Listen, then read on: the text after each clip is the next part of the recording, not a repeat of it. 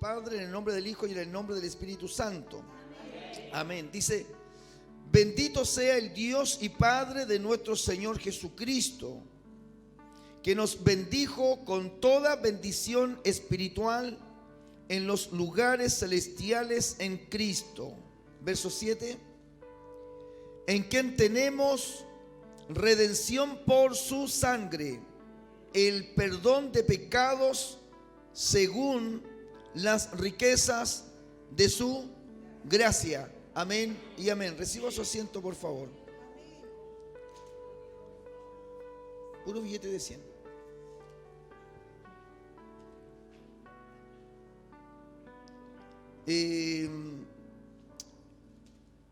El tema de esta tarde se llama Jesucristo nuestro Redentor.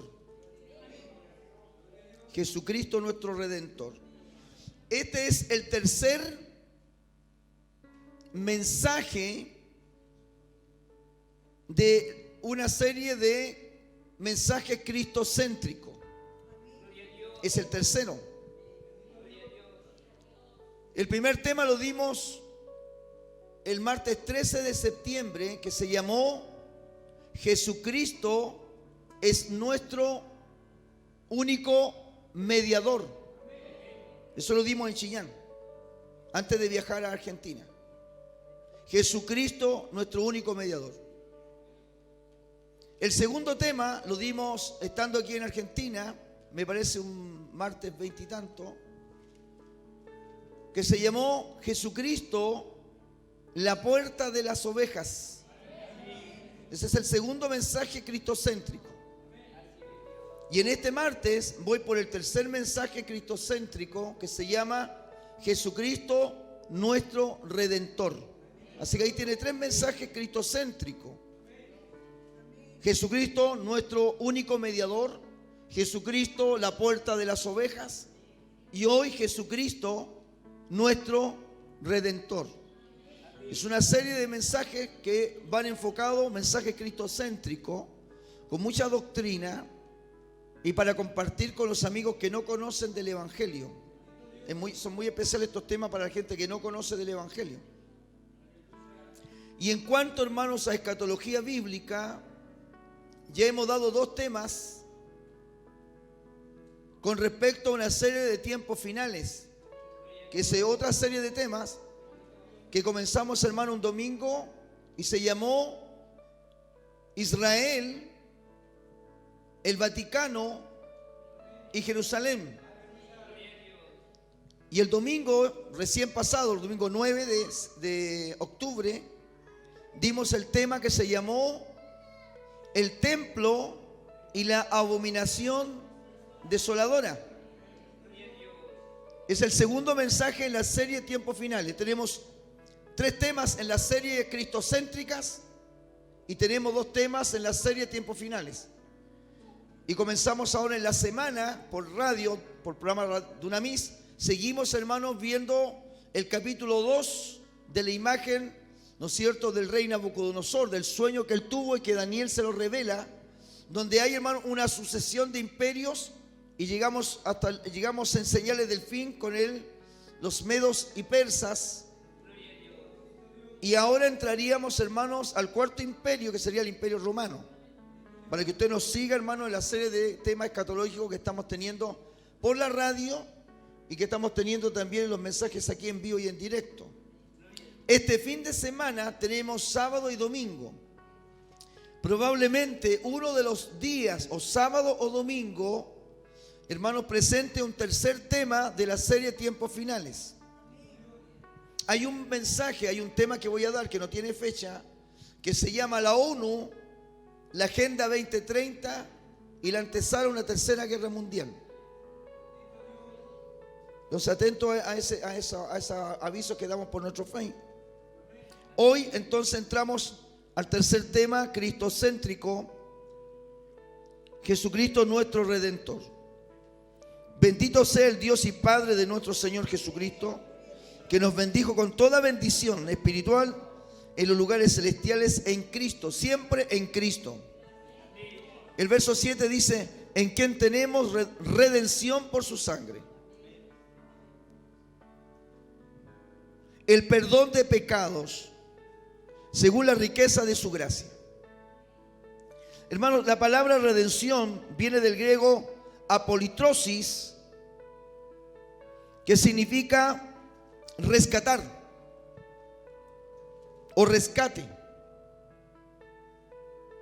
Viene de la idea, hermanos, de comprar a un esclavo para darle libertad.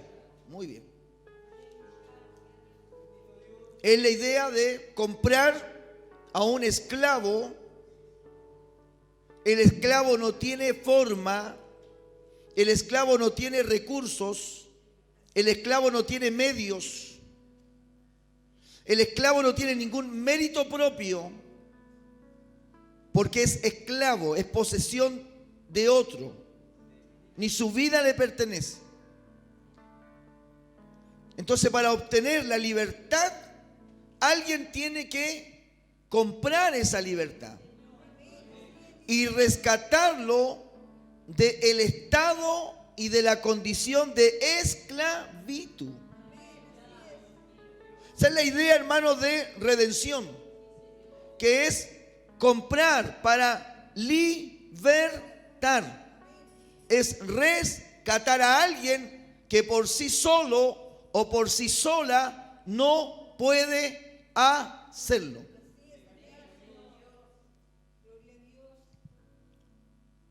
En los días de Moisés, el pueblo de Israel pasó más de 400 años en esclavitud. A pesar de toda esa cantidad de años, de cientos de años, el pueblo de Israel, a pesar que se multiplicaba, no tenía, hermanos, la forma, ni la manera, ni el plan, ni la estrategia, ni menos tenía el valor de sublevarse contra la tiranía de Egipto y de su faraón. No tenía valor, no tenía estrategia, no tenía un plan, no tenía recursos, no tenía medios. Era un pueblo de esclavos, mentes de esclavos, formas de vivir bajo un sistema que subyugaba todas sus libertades. Eran esclavos. Las familias, las generaciones de generaciones nacían para seguir siendo esclavos. Entonces el Señor Dios llamó a Moisés a través de el monte Horeb y se manifestó en una zarza ardiente. Y Dios usó la vida de Moisés como un instrumento visible para poder llevar y sacar a Israel de esa condición de esclavitud. Moisés se constituyó un libertador por obra y gracia de Dios. Y la última plaga de Egipto fue la Pascua. Se instaura la Pascua, que es, hermanos, el sacrificio de un cordero cuya sangre debe untarse en los dinteles de las puertas de todas esas familias. Porque esa noche va a pasar la muerte sobre todos los primogénitos de Egipto y de los animales, y de los libres y esclavos que puedan haber en Egipto. Mas la muerte no va a pasar, ni va a entrar a aquella casa que esté marcada por esa sangre de ese cordero. La palabra Pascua significa pasar de largo. Y ese es el último juicio donde obtiene finalmente el pueblo de Israel la libertad para salir de Egipto bajo el yugo de esclavitud. La sangre derramada de aquel cordero, la sangre untada como una marca en las dinteles de las puertas, era, hermanos, la señal distintiva que diferenciaba los hogares que estaban bajo la protección de Dios aquella noche. Esa noche hubo redención. El pueblo de Israel vivió su redención. El pueblo de Dios esa noche fue de esclavitud, fueron libertados por la obra poderosa de Dios. Salieron al desierto de un estado de esclavitud. Eso se llama entonces la redención. Libres por obra y misericordia del Señor, y sobre todas las cosas no pasemos desapercibido esta importante señal: el cordero degollado. La sangre estuvo presente en aquella noche, porque sin sangre no hay perdón de pecado y no hay remisión de pecados. La sangre va a estar presente siempre en el plan de redención. Siempre va a estar la sangre de Jesús en el plan de redención. Y no hay sangre más poderosa que la sangre de Jesucristo.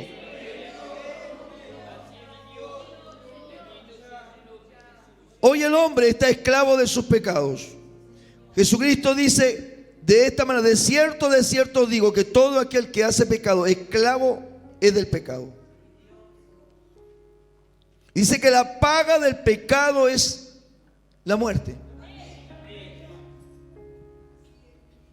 Toda persona que esté sin Cristo en su vida, toda persona que aún no ha recibido a Jesús como su único salvador personal de su vida, toda persona que no ha confesado con su boca que Jesucristo es el Señor y que Dios lo levantó de los muertos, aún esa persona está esclava de su pecado, cualquiera que sea.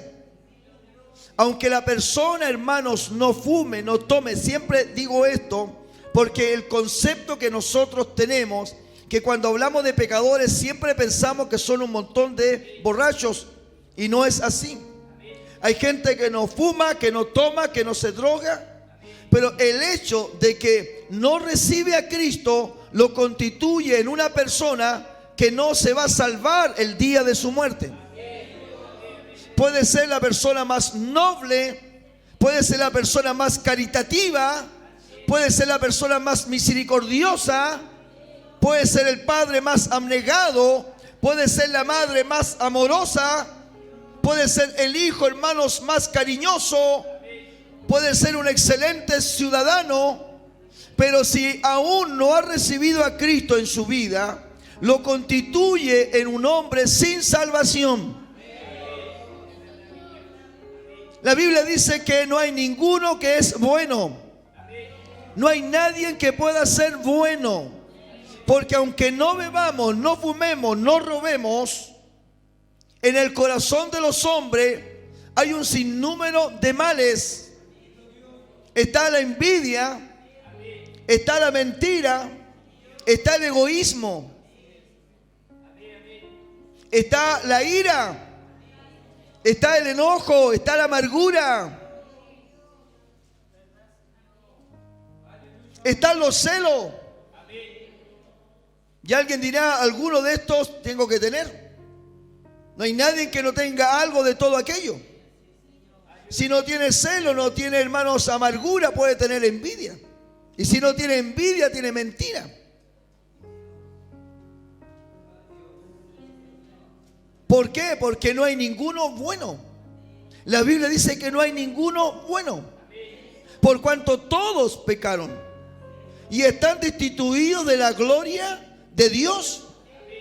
Ni los profetas, ni Elías, ni Jeremías, ni Pablo, todos estos hombres tremendos en la Escritura tuvieron, hermanos, flaquezas y debilidades.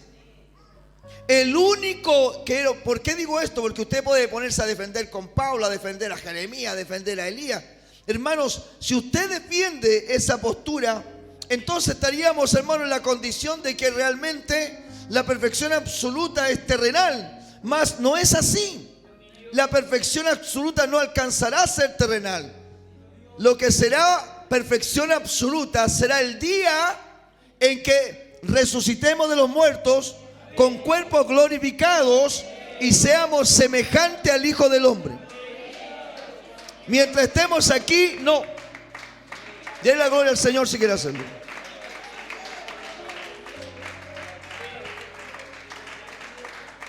Esclavos del pecado somos. Y solo el hecho de que alguien se resista a recibir a Cristo lo constituye en un rebelde ante los ojos de Dios.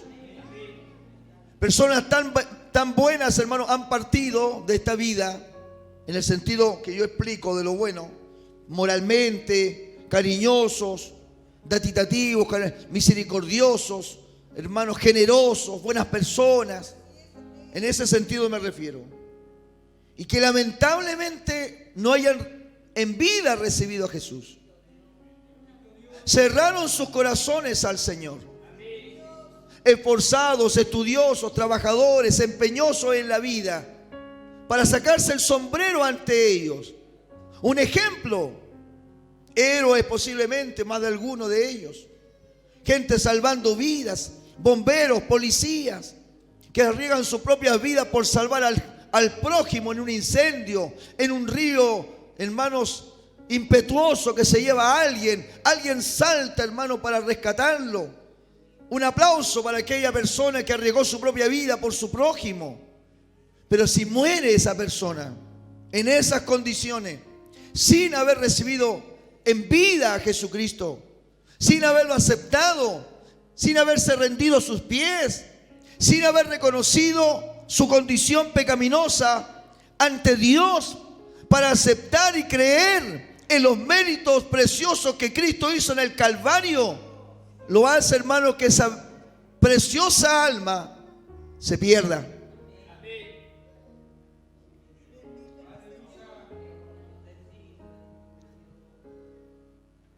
Si la redención no actúa en nosotros, estamos esclavos de nuestros pecados, cualquiera que sean. Sean pecados grandes, pecados chicos, pecados medianos, pecados gordos, pecados flacos. No importa. Cualquiera que sea el pecado. Sin, hermanos, dejar que actúe en nosotros la redención, estamos, hermanos, en problemas ante Dios.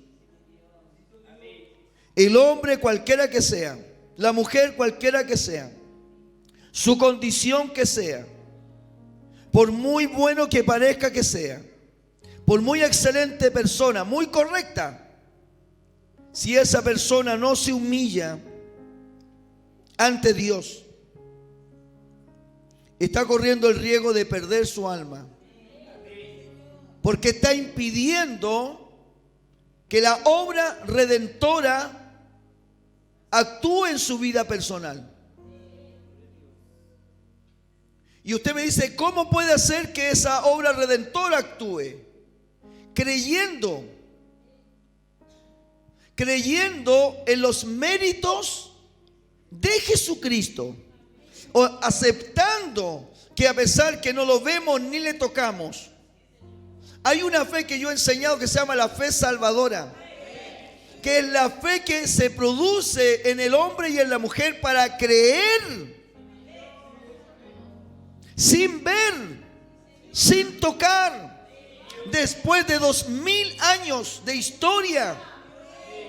Creer en aquel que murió hace 2000 años atrás. Creer en el corazón de que no es una mentira, de que no es una fábula, de que no es una mitología griega ni romana, sino creer con todo nuestro corazón que Jesucristo fue real, que estuvo entre nosotros, que caminó entre los hombres, que murió en el Calvario de la cruz, que derramó su sangre preciosa, que fue sepultado en un lugar de Jerusalén y que al tercer día resucitó de entre los muertos. Será salvo.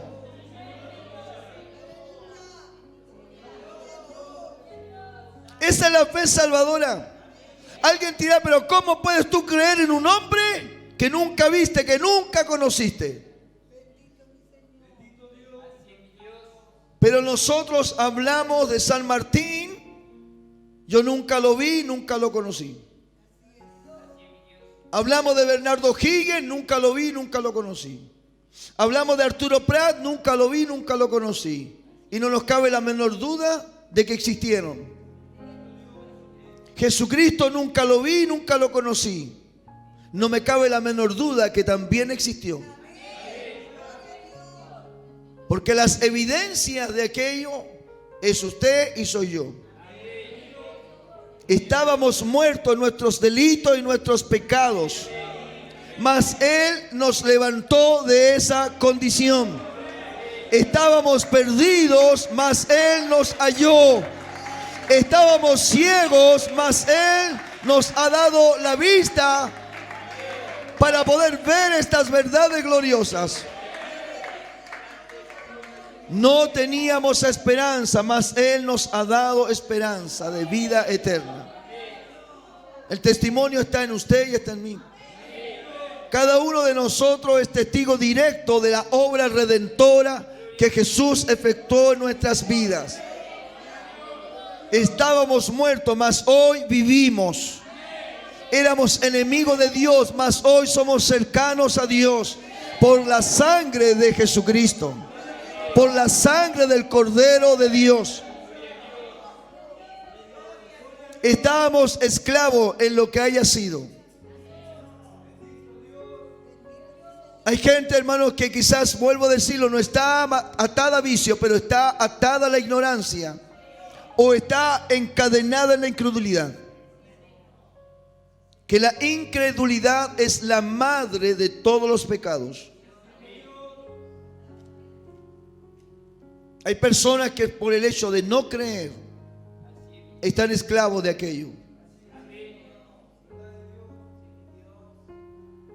La redención viene a libertarnos de cualquiera sea la condición en la que estemos. Pablo en un momento reconoce su condición cuando dice: miserable de mí, ¿quién me librará de este cuerpo de muerte? Solo Cristo puede hacerlo. Él pagó el rescate por usted y por mí. Y esto no es con oro ni con plata, sino con la preciosa sangre de Jesús.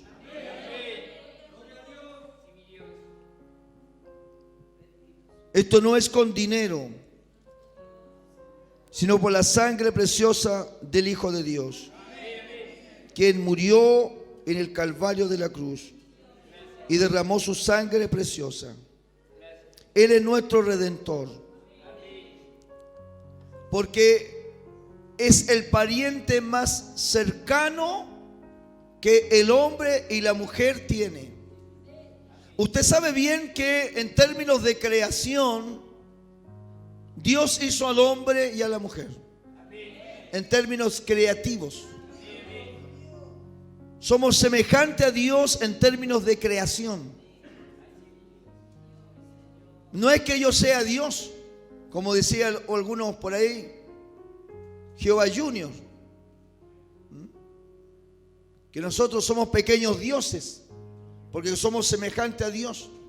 No es que usted sea una diosa o yo un dios pequeño, usted una diosa pequeña, sino que bien entendido que somos hijos de Dios por creación, en términos creativos. Pero el apóstol Juan escribe en su evangelio, hermanos, que los verdaderos hijos de Dios no son hechos, hermanos, por obra de la carne ni de la sangre, sino por Dios, por el poder de Dios. Entonces, en términos creativos, somos semejantes a Dios. Y dice la palabra del Señor que los privilegios que el hombre en su creación tenía las perdió, porque Satanás le robó toda esa autoridad que Dios le había dado al primer hombre, que era Adán. El diablo se la quitó y se robó esa autoridad y esa potestad que Dios le había dado a Adán con respecto a toda la creación. Recuerde que Adán era el administrador de todo lo creado, pero lo perdió. Y por un hombre, dice el apóstol Pablo, entró la muerte, entró el pecado. Ahora, ¿cómo podíamos nosotros recuperar esa libertad que un día el hombre tuvo? Tenía que ser también a través de otro hombre. Entonces Dios, en su gran misericordia, hermano, determinó un plan de redención. Y ese plan está en el Evangelio del capítulo 3, verso 16, que dice: porque de tal manera amó Dios al mundo, que ha dado a su Hijo unigénito, para que todo aquel que en él cree no se pierda, mas tenga vida eterna. Ese es el plan, hermanos, de salvación. El Hijo de Dios tenía que abandonar su gloria y su majestad de los cielos infinitos, y tenía que humanizarse. Y eso es el misterio de la piedad. El libro de Hebreos nos habla acerca de esto, que el Dios todo misericordioso se humanizó, que el Hijo eterno se humanizó, que nació, hermanos, del vientre de una virgen llamada María, y que, hermanos, tuvo cuerpo como el cuerpo suyo, como el cuerpo mío. Tuvo sangre, hermano, y huesos como nosotros, y se hizo siervo, semejante a los hombres, y se hizo obediente hasta la muerte, y muerte de cruz. O sea, a través del Cristo humanizado, Dios estaba, hermano, desarrollando el plan de redención más grande que ha existido en la historia de la salvación. El diablo quiso matarlo cuando era pequeño. Más tarde quiso tentarlo en el desierto. Y Jesucristo, hermanos, lo venció en términos humanos, no en términos divinos. Porque si Él hubiese vencido al diablo en términos de su divinidad, su victoria no hubiese sido correcta, absoluta. El Señor se negó incluso en los momentos de agonía y de tortura usar su poder divino sobre aquello. Más aún, podría haber pedido la ayuda a legiones de ángeles, haber con una sola palabra, haber hecho, hermanos, que la tierra se hubiese partido, haberse tragado a sus torturadores, haberse tragado a la multitud que, hermanos, que lo perseguía. Mas Él enmudeció y no abrió su boca. Él sintió el dolor en su cuerpo. No usó su poder divino. Podría haberlo usado para no haber sentido ningún dolor de aquellos látigos en su espalda o de aquellos clavos en su mano. Mas Él soportó el dolor en su cuerpo santo. Y esa es la victoria más grande que Dios tiene a través de su Hijo Jesucristo. Y dice que Él llevó sobre Él los pecados de todos nosotros. Cargó sobre Él nuestros pecados. Molido fue su cuerpo por nuestros pecados. Y su sangre derramada por nosotros. La gran victoria es que Cristo venció el poder del mal en su cuerpo físico. La gran victoria de Jesucristo en el Calvario es que Él no acudió a sus poderes divinos, sino que la sangre que salió de su cuerpo era sangre real. Y el dolor que había en su rostro era un dolor real. y sus lágrimas que corrieron eran lágrimas reales. Y es llamado por Pablo el postrer Adán. Si por un hombre entró el pecado, Adán, ahora por otro entrará la salvación. Y ese es Jesucristo, el postrer Adán, que recupera en el nombre de Dios aquello que el hombre había perdido. Y aún falta todavía una parte de esa promesa escatológica, de acuerdo a Apocalipsis capítulo 5. No olvide, hermanos, que Juan ve al Cordero degollado y que un ángel fuerte pregunta en los cielos si hay alguien digno de tomar el libro de aquel que está sentado en el trono para leerlo, para romper sus 7 sellos. Si hay un digno en la tierra o si hay un digno bajo la tierra. Y no hubo respuesta ni del cielo, ni de la tierra, ni bajo de la tierra. Pero Juan ve más tarde que hay un cordero como inmolado. Le dice: Juan, no llores más. Y él ve un cordero como inmolado. Entonces, finalmente, el único que contaba con los requisitos era Jesucristo nuestro Señor. Bendito sea el nombre de Dios.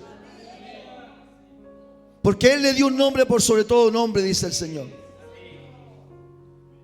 Para que ante el nombre del Señor se doble toda rodilla de lo que está en los cielos, en la tierra y debajo de la tierra. Y toda lengua confiese que Jesucristo es el Señor. Él es nuestro Redentor. Él es nuestro Señor. Jesucristo es nuestro Redentor. Él es quien puede libertar al hombre de sus pecados. Él es el que derramó su sangre para perdón de nuestros pecados. Jesucristo es nuestro Redentor. La sangre de Pablo es maravillosa. La sangre de Pedro es maravillosa. La sangre de los profetas es maravillosa. Pero no hay sangre más preciosa que la sangre de Jesús. La sangre de los mártires es preciosa y son semillas, como dijo un escritor de aquel entonces. Es solamente semilla, porque entre más maten cristianos, más cristianos nacerán. El cristianismo no pudo ser extinguido por un imperio tan poderoso como Roma. Y los cristianos sin espadas, sin armamento, sin ejército poderoso, simplemente, hermanos, con una cruz, pudieron vencer un poder imperial tan grande. Y la sangre de los mártires se volvía semilla, donde nacerían muchos más cristianos. Esa sangre es preciosa, pero la sangre más maravillosa es la de Jesús. Porque es la única que puede perdonar nuestros pecados. No hay ninguna sangre de ningún mártir, ni Pedro, ni Juan, ni Pablo, ni por más santo que haya existido, ni nadie puede mediar por nosotros, sino solamente Jesucristo. Entre Dios y los hombres, Jesucristo hombre, dice el apóstol, es nuestro Redentor. Él es nuestro libertador. La redención era, hermanos, una forma legal que había en el Antiguo Testamento. Y lo vemos, hermanos, en la historia de Noemí, en la historia de Ruth. Noemí, hermanos, en Moab pierde a su esposo y más tarde pierde a sus hijos. Y vuelve de regreso derrotada, humillada, en amargura. De hecho, el nombre de Noemí significa dulzura. Significa dulzura. Pero ella dice un momento: no me llamen más Noemí, llámenme Mara, que significa amargura. Y Noemí regresa a Belén, pero no regresa sola, regresa con una de las viudas de sus hijos, con una nuera que se llama Ruth, la moabita. Y estando en Belén, en las condiciones que ella vuelve, donde ella había perdido todo lo que antes tenía, más no olvide, hermanos, que Noemí sale con su esposo desde Belén a Moab y deja todo lo que tenía. Cuando vuelve, hermanos, vuelve pobre, vuelve miserable, vuelve con deudas, vuelve en amargura, vuelve sin su esposo y vuelve sin sus hijos. Entonces la historia de Ruth y Noemí nos dice, hermanos, que había un pariente que tenía Noemí, que era el único por su parentesco, por su cercanía, de acuerdo a la ley, que se llama levirato. Esa es la ley del levirato, que de acuerdo al levirato, ese pariente más cercano era el único que podía ofrecer redención a Noemí para rescatarla de su condición de deuda y de pobreza y de miseria en la que ella vivía. Pero este pariente cercano, hermanos, dice: no, paso de largo porque me puede afectar a mí mi descendencia. Y en ese proceso, entonces le toca a otro personaje asumir el papel de redentor. Y ese se llama Booz. Y Booz, hermanos, se interesa y se enamora de Ruth la moabita, que es considerada como hija de Noemí. Y Booz finalmente, al casarse con Ruth la moabita, ofrece, hermanos, la ley del levirato. Significa que Booz dice: yo voy a redimir a Noemí para que ella vuelva a tener todo lo que había perdido. Yo voy a actuar como su redentor, porque soy en este momento el pariente cercano a ella, de acuerdo a la ley. El pariente más cercano que ahora Noemí tenía era Booz. El pariente más cercano a la ley era Booz, que él por ley podía redimir a Noemí para que ella recuperara todo lo que había perdido, y él se casaba con Ruth la moabita. ¿Cuál era el pariente más cercano para redimir a Noemí? Booz. Bien, hay una ley del levirato por gracia. ¿Cuál es el pariente más cercano de la raza humana? ¿Quién es el pariente más cercano del hombre y de la mujer? Los ángeles, los querubines, los serafines, los arcángeles. Ninguno de ellos, por más poderosos que parezcan, el pariente más cercano que tiene usted y que tengo yo es aquel que, siendo Dios, se hizo hombre. Y su nombre es Jesucristo el Señor. Ese es el pariente más cercano que tiene usted, que tengo yo, porque el Dios eterno se humanizó, se hizo hombre entre los hombres. Cristo, el Hijo del Dios viviente. Pero también, como decían, hermanos, los hombres, los menesterosos, los ciegos, los leprosos, le decían: David, decían: Jesús, hijo de David, ten misericordia de nosotros. ¿Por qué decían eso? Porque Jesucristo venía humanamente del linaje de David. Ellos recordaban el linaje de Jesús al decirle: Jesús, hijo de David, que viene del linaje humano terrenal de David, ten misericordia de nosotros. Jesucristo es nuestro pariente más cercano. Por eso no podemos invocar a los ángeles. Por eso no podemos invocar a los santos. No podemos invocar, hermanos, a las criaturas espirituales del universo y del cielo de Dios. El pariente más cercano que nos da redención, el pariente más cercano que dijo: yo les voy a devolver lo que han perdido, se llama Jesucristo el Señor.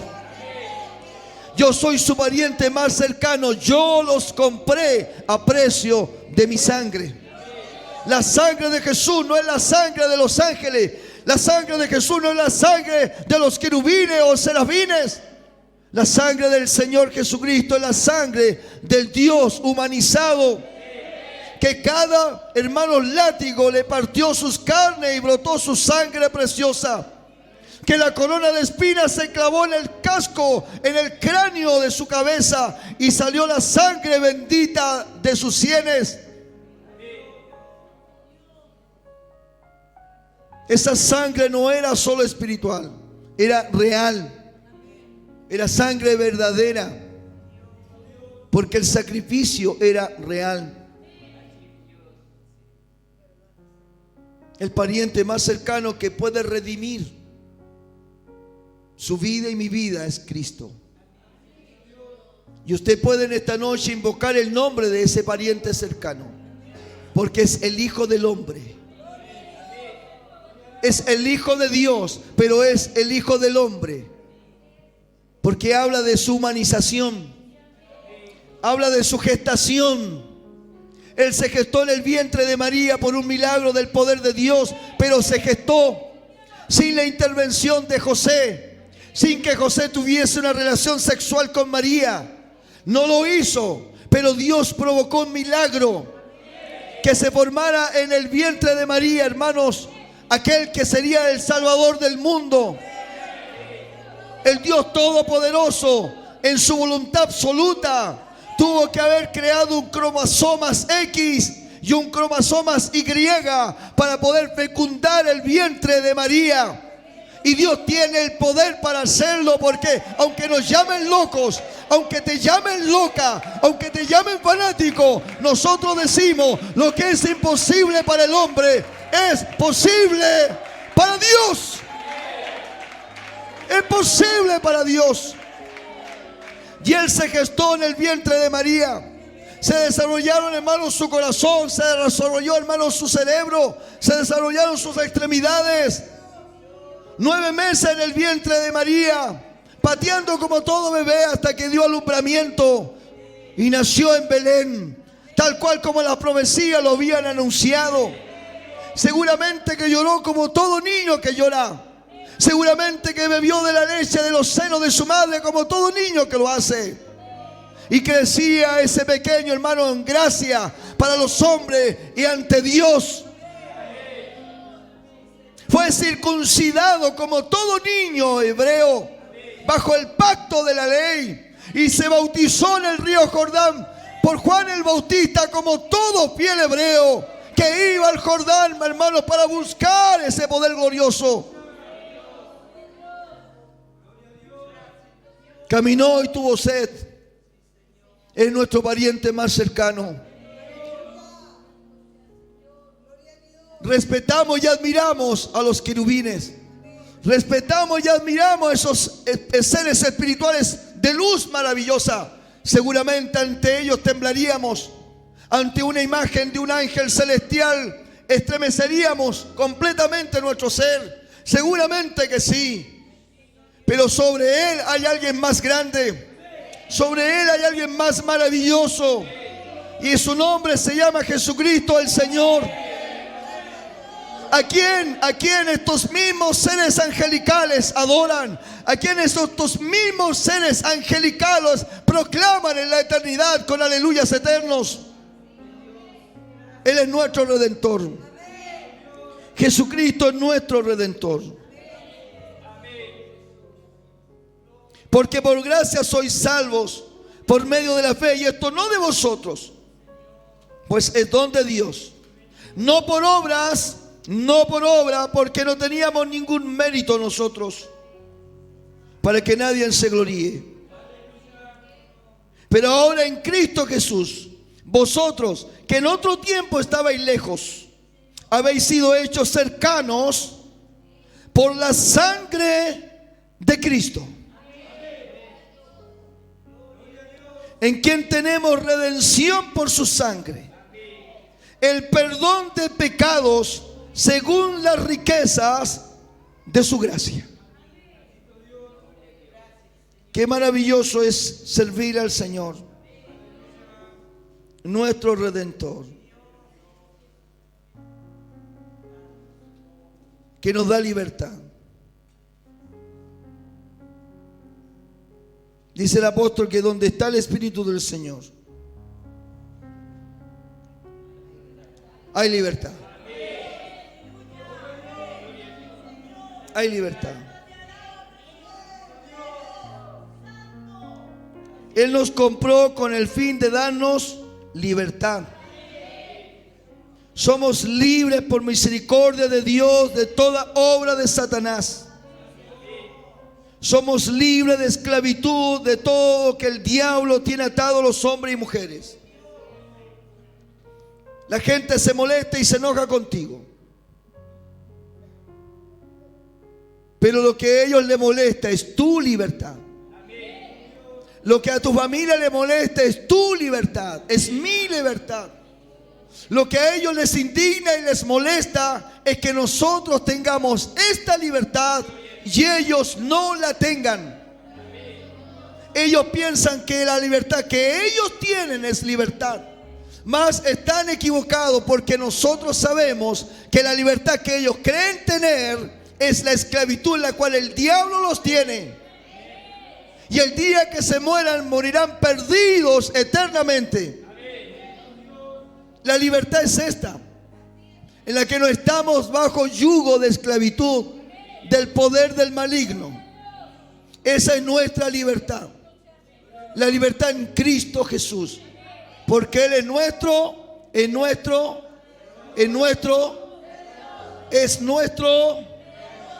Redentor. Póngase de pie.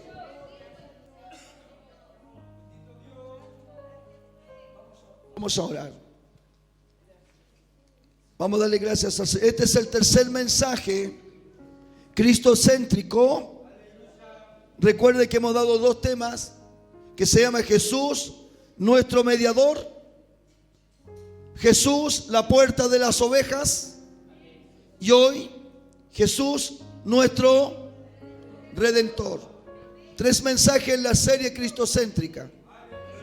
Nos preparamos la semana, hermanos, para el tercer tema, hermanos, en la serie Tiempos Finales. Vea nuestro canal de YouTube, suscríbase, comparta. Oramos a nuestro Dios. Padre, te damos las gracias. Ore conmigo y dale gracias al Señor por nuestro Redentor. A Él sea toda la gloria, sea todo el honor y toda alabanza. Alabo al Señor en esta noche junto con la iglesia. Levanto mis manos para darle honra, gloria y honor. Jesucristo es nuestro Redentor.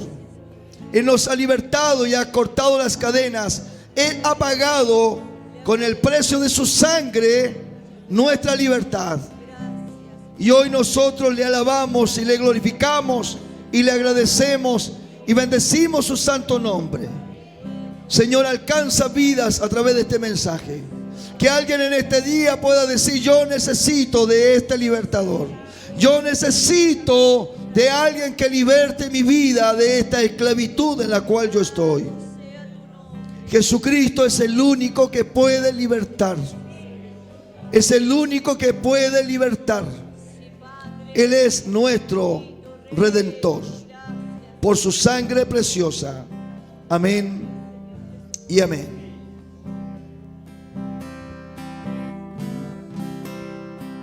Inmolado en el Calvario,